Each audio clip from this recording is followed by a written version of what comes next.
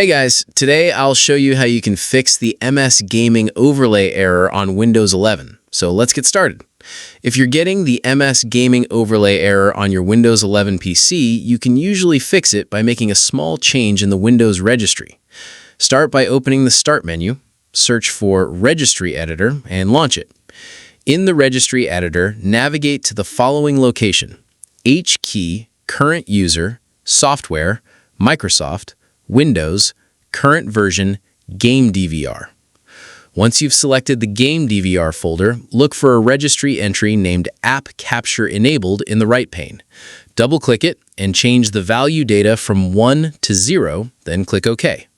If you don't see the App Capture Enabled entry, right-click in the empty space on the right side, choose New, DWORD 32-bit value, and name it App Capture Enabled.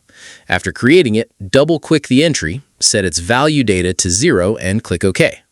Close the registry editor and restart your computer. After your PC boots back up, the MS Gaming Overlay error should no longer appear. That's it. If you found this video helpful, consider giving it a like and subscribe.